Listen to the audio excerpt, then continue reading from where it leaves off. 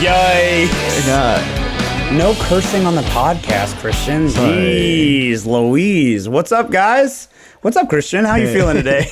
Tired, really man. having a day of it. I gave my water to the rubber plant behind me that's dying. He's dying, and now I'm parched. I'm going to take your coffee. Just kidding. It's not coffee, it's tea. Oh, Jesus Christ. It's one of those days. It is one of those days. It is. And you're not even enthused. I'm so excited to talk about this. Caffeine. Ugh. Well, you've been writing shit down every podcast episode. Yeah, that's true. I feel like you go to bed and you're like, what can I write down next? Like you're like, or you're like just laying there, your mind's racing. You like can't wait to fucking talk about it. You're like, oh, I can say this, I can say that. Like, when's the next podcast episode? Right? Yeah. We're going to go in and talk about tax lien acquisition today. Were we recording when we were talking about like how I felt about it versus how Mike felt about it? Yes.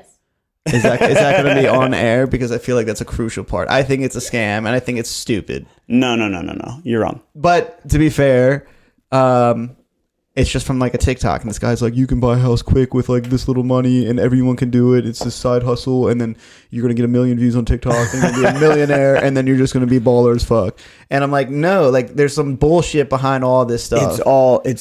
It's actually fucking wild, right? I think if you were to do a tax lien acquisition one time, you could make a lot of money and it would be like really, really lucrative. Oh, turn my mic way too far down. Well, the thing is, I look at it like a wholesaler too. And I think wholesaling is bullshit and stupid. I don't like it. Let's touch on that real quick. I totally fucking agree. But I want to say a couple things. Number one, a lot of respect to the people that do it. It is a fucking tough hustle job. Oh, yeah. And so much respect for those people. Number two, the basis and the foundational issue that I have with wholesaling is that it's a cat and mouse game between how low can I pay you and how much can I screw the buyer. Right? Like there's nothing honest or, there's no integrity between a wholesaler and their client. And I'm not saying that every wholesaler is a douche, because I do think that there's great wholesalers out there. I have some really amazing friends that I just genuinely trust that do it. Who was the guy? Matt Fullerton that we met a couple weeks ago. Really, really awesome. I feel as though he's genuine. Yeah. The problem that I have, even for Matt though, is like there's nothing in him that says I have to give this person top dollar for their home, right? Like there's nothing in Matt that says I'm going to buy this house from you for $140,000 and I'm going to sell it to that guy for $150,000 and I'm going to make 10. He's like, I'm going to buy this house for you for $137,000, something right? Like that, yeah. And then I'm going to sell it to you for $156. Like how do you feel about 156? And the farther and farther and farther he can squeeze, the more money he makes. And I think it's just grimy. There's no integrity there, and there's nothing that says I'm protecting someone, saying this is why I'm doing what I'm doing. You're not representing someone as a wholesaler, are you? Right.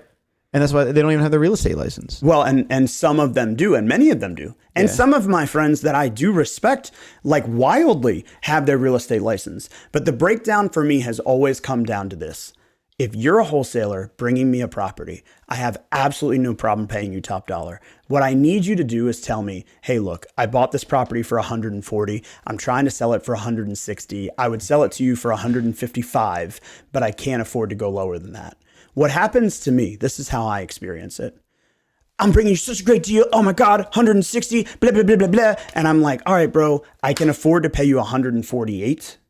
And then they're like, I can't go any lower than 155, right? Same numbers that I just told you, right? But then I pass because it doesn't make sense for that $7,000 split, right? And then they end up selling the property for 148.5. I'm like, why didn't you just fucking do that? Right. Like, why do you have to screw every single fucking person? And it breaks down my level of communication with them. So then I don't want to deal with them again. Well, but they don't care because just so like I kind of respect the hustle as well. It's a hustle, but I feel like there's so many moving parts, and to make good money in this world, I think people have to put in a lot of work, and they underestimate the amount of work that you need to put in to be successful, right? And the sacrifice that you make. But I feel like wholesaling, unless you like, I don't know if it's the barrier to entry or like how much work you have to put in versus initially, like as a real estate agent, it's going to be multiplied. Like, what are you doing? Finish your fake caffeine tea.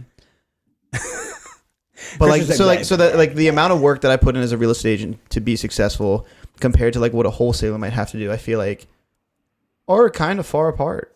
I don't know. I have a lot of respect for some wholesalers that have the ability to work efficiently and effectively. I think that there's a great business there. There's a lot of money to be made. I just find that there's a What would you say is the way to not be scummy about it?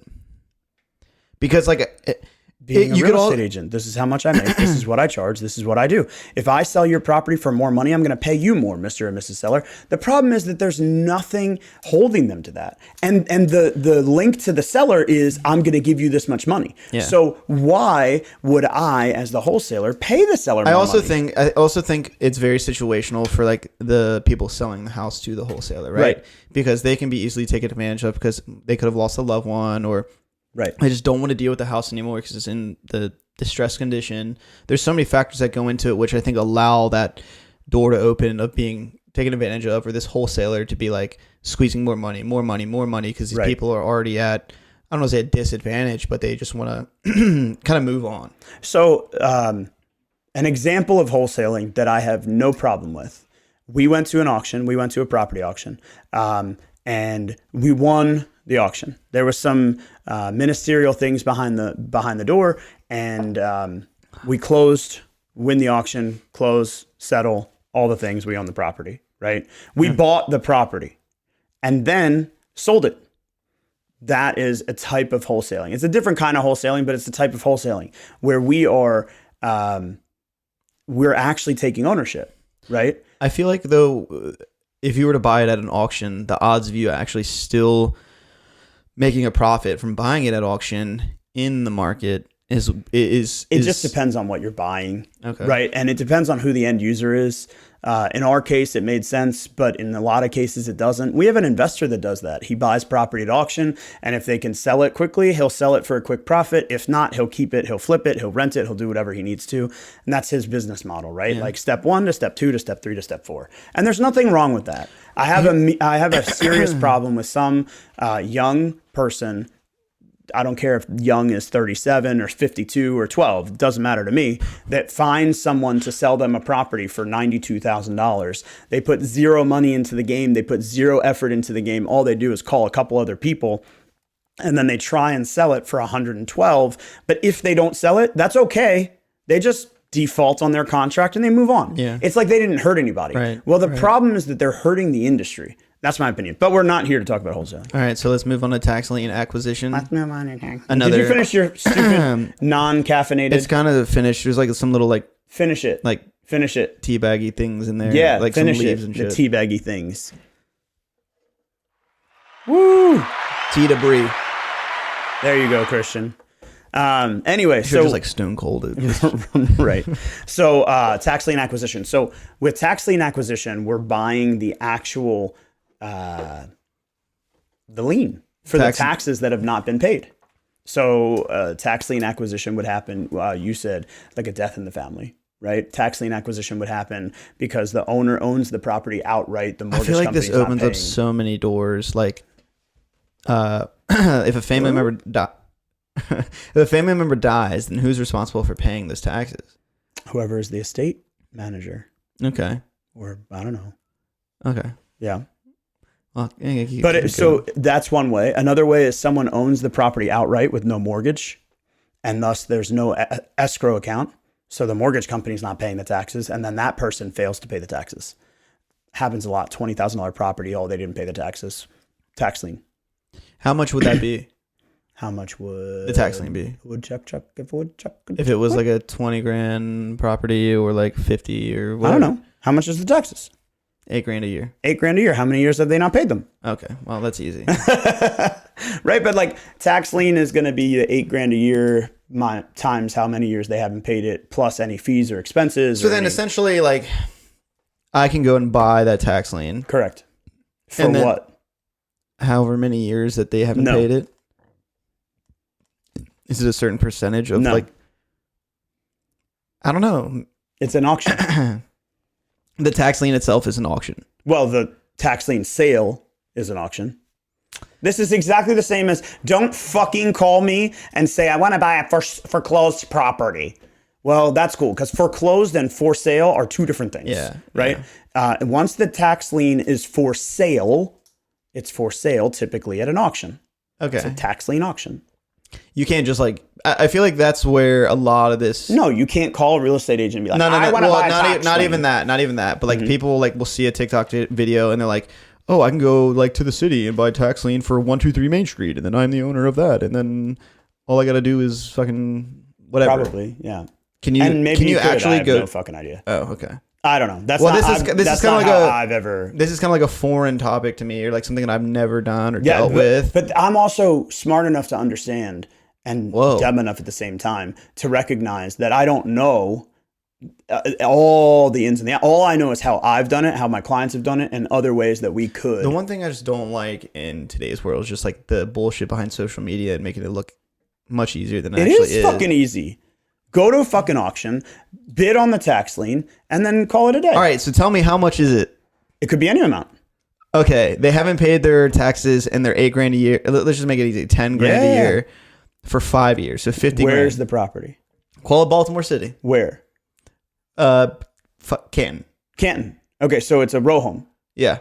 3 floors. Sure. Basement. Sure. Roof deck. Nice. Parking. Yeah. Okay, so Great this home. is like a $360,000 to $500,000 property. Yeah. All right, bet. Do we know anything about the interior? Hardwood floors. Have you driven by it? Yeah. So you've driven by, you've looked in the windows, got hardwood floors. Doesn't look like anybody lives there. Nah, it's vacant. Is there mail on the stoop? Like I can see in the door through the window, and it's just there's a pile on the floor. Okay, right in front so there's of it. nobody living in the house. It's wood floors. It looks like it's renovated 10 years ago. It's typical Canton row home with roof deck and parking and all the good things. Could be worth $375,000 to $550,000, and we're gonna go because the taxes are $8,000 a year, and they haven't been paid in how many years? 5 years. So there's $40,000 in outstanding taxes plus any fees or encumbrances, and we're gonna go to the auction, right? How much are we bidding? Does it start at 40? I don't know. How much are we bidding? Well, okay, here's my thought then. If you bid, do you have to pay the taxes if you win? The bid. I'm assuming so. Kind of. So then you have to incorporate that $40,000. No, the $40,000 is included. In the bid? Correct. Okay. Well then. But how much are you bidding? I don't know, till the numbers don't work for you. 20? More than that, probably. 40? If it's a $360,000 home at the very least, and it like might need just some like TLC, How much are you bidding? you could probably go up to like 300 $300,000. or a little bit lower. So you're going to bid $300,000 on a $40,000 tax lien. See, you just debunked the whole fucking social media craze. Because you just debunked the reason that it doesn't work. What do you mean? Because everybody wants to come in and say, "Oh, I'm going to pay $40,000 for this $360,000 house," but you're not. So you're going to pay because there's going to be somebody else that's going to pay way fucking more than you. Okay. Right? And so that one situation, it's a one-off. You were at the tax lien sale when it was fucking snowing outside in the middle of August in the summer. Like, okay, great. I'm so proud of you, but you can't replicate that. Yeah. Right? Yeah. So you now just paid $300,000 for this tax lien. Now what happens? Now I own the tax lien. You own a $40,000 tax lien. But I pay. But I paid $300,000 for this $40,000 tax lien. Correct. Then what happens? The city collects on their lien. So they get the $40,000. Let's call it 50. And then now are the owners of that property now in debt to me? Hold on. Let's call it 50. Okay. Right? Because you paid 50. Taxes, backs, fees, whatever. I don't know. Fuck it. Right? Yeah. 50. So now there's 250,000 left over. I thought we bought it for. Yeah. You're right. Yeah. Right? Yeah. That 250,000 is called overbid. Okay. It's like a term. It's like purgatory. Yeah. It's overbid. And the city holds it. They're like, "Oh, we got this $250,000, right?" So here's a couple things that happen. One, the previous owner has the right to collect that overbid.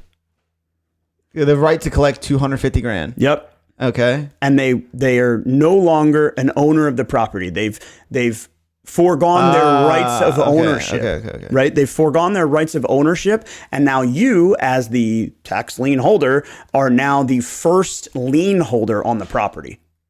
You see how that works? So then they have no like ownership. They're completely taken away from the property. Right. Because Okay, you are and then now now the first lien holder, just like a primary mortgage. But that lien's mortgage. already paid off, so I'm just technically the owner with no any. Well, no. You have a lien on the property because you don't own it. You're the first lien holder. But I thought I already paid the lien. That's the tax lien, the $40,000. Right, but now you have this $250,000 lien.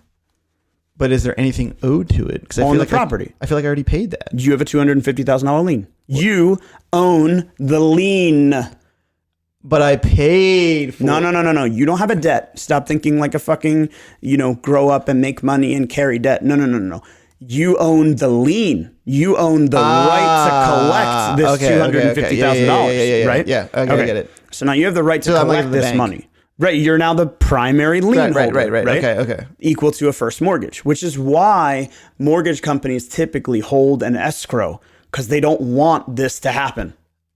Okay. So the mortgage company is invested in paying your taxes so people can't come in and steal your $1 million house, right? Right. So now you have this lien, $250,000 lien, and the prior owner has signed away their right through the overbid. So they've collected $250,000 and you have this lien and you hire an attorney to go to court and now represent you in foreclosure proceedings, which again is why foreclosure and for sale do not equal the same fucking thing. But this is where I think I'm like, you went through all of that. We now have a $250,000 lien that we own. We paid shit ton of money to get the property, and now we have to go hire an attorney to go to court to then get the property or whatever the hell is the next step, and then what? You don't have to hire an attorney, but you would, right? Because why am I even going to court if I own this $250,000 lien? Because you only own the lien. You own the piece of paper. You own a lien. You own nothing. So now I'm going to court to get the property in my name to get another piece of paper that says I'm the owner. That says you're the owner. Okay, and then after that, you can do whatever the hell you want. And then you own the property. Now, But how much? Here's the thing. You just spent $300,000 plus some fees and expenses. Let's call it $330,000 to buy a potential $550,000 house. Yeah, okay. That's why people do it. Yeah. So, but again, we're talking, I feel like, about the most ideal situation right now. Right. But how do people do it functionally here in Maryland? Okay. How? All right. So here's how people do it functionally here in Maryland. And they go in with a dick ton of money. Like, we're talking not 60 grand. We're talking hundreds and thousands of dollars, right? Like, we're talking the last investor that I represented in the Baltimore City tax sale, it was Baltimore City, Baltimore County tax sale, had $6 million. In what? In his fucking bank account? And they fucking just buy up left and right. Buy, because there's another piece of this fucking tax sale that no one talks about. And it's way less sexy and it makes way less money, but it is a part of the business. You just paid $300,000 for this tax lien. Okay. And the prior owner's like, fuck you, dude. I'm not taking $250,000 for my $500,000 house. So you have to, by law, offer the prior owner the opportunity to pay you that 40 grand, 50 grand. So they can essentially pay you back. So they pay you back and they pay you at simple interests.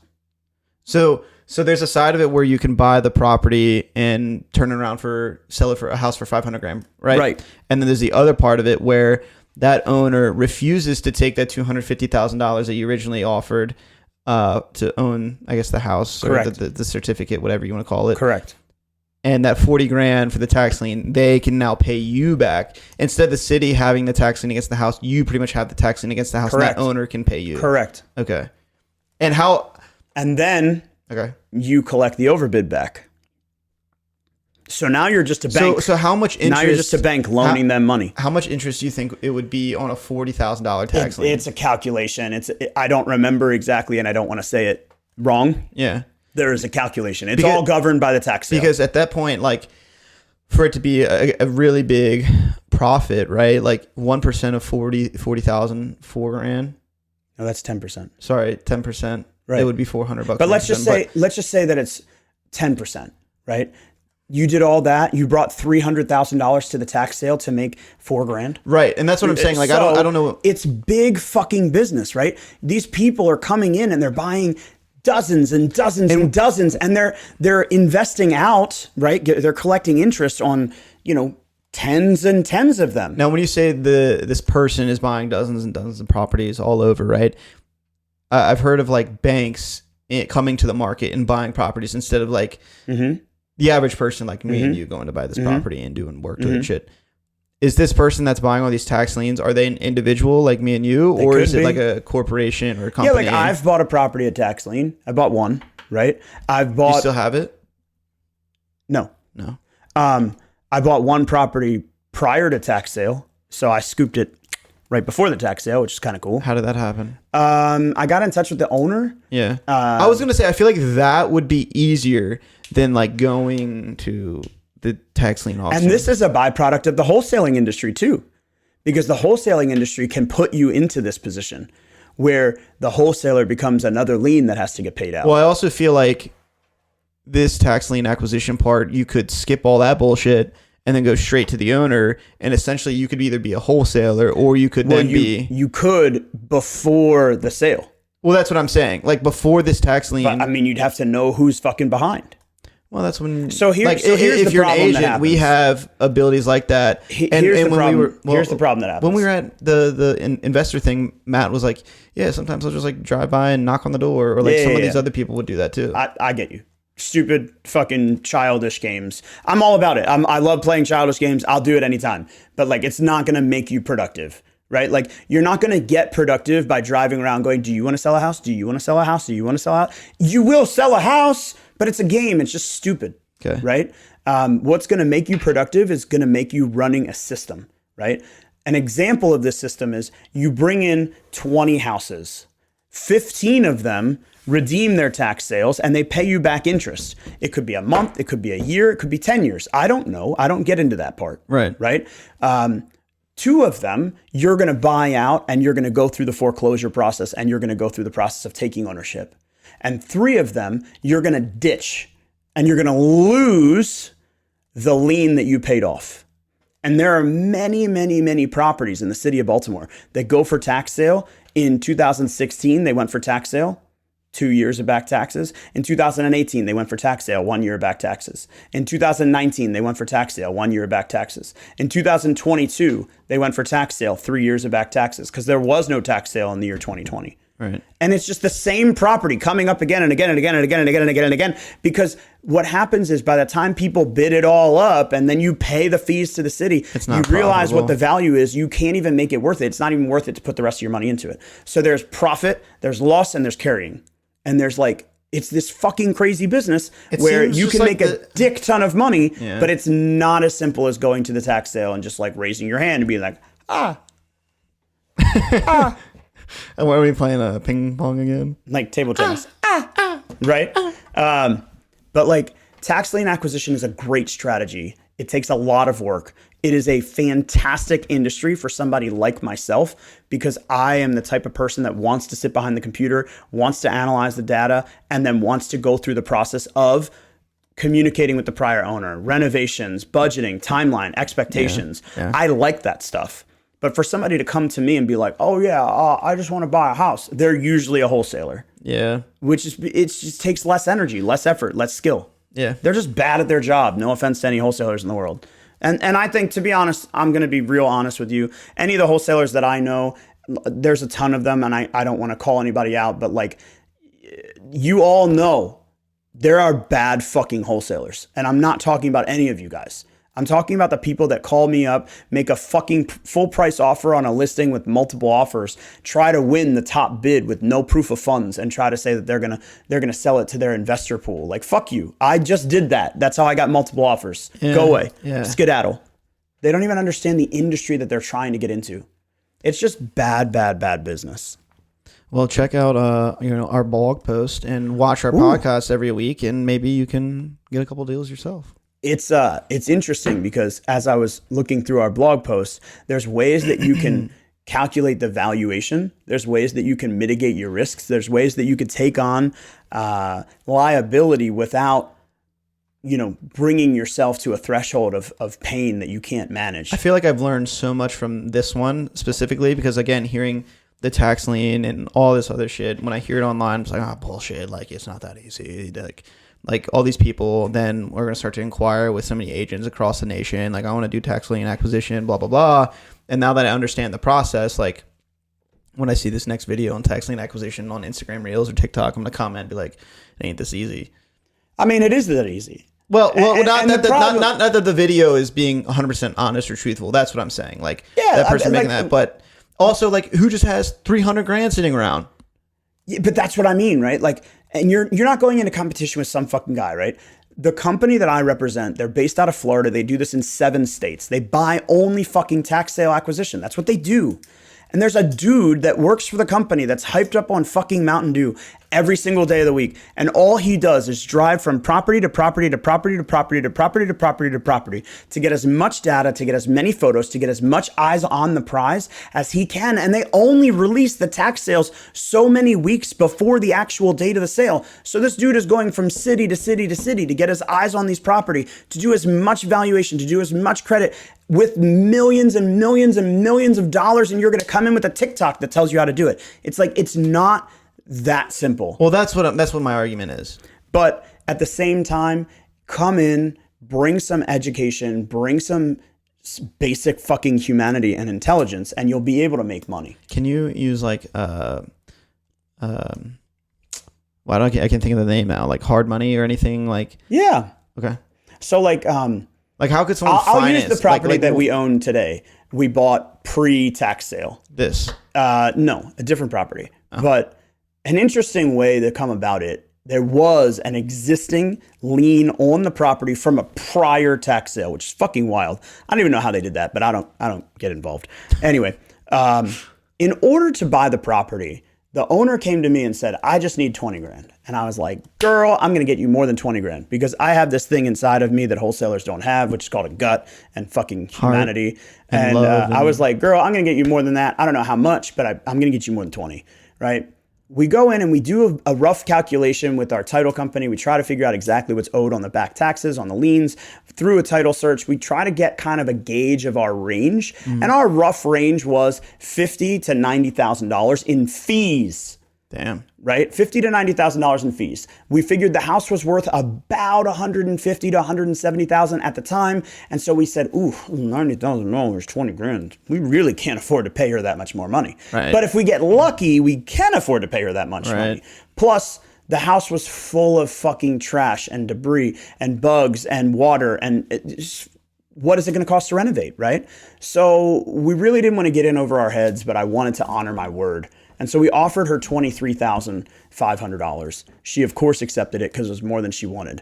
We went to settlement, and the total settlement pay, total acquisition cost, was less than $60,000. It was better than we anticipated because we were able to renegotiate the terms of the attorney's lien that he had from the prior tax sale. So it's just like, you never know exactly what's going to happen. We ended up making a killing on that deal, and we ended up helping the owner, the prior owner, move. We spent money to help her move and move forward into her next house. But the point is that, like, it doesn't come without risk, and it doesn't come without a little bit of like a gut check to yourself that you're not being a complete asshole to people.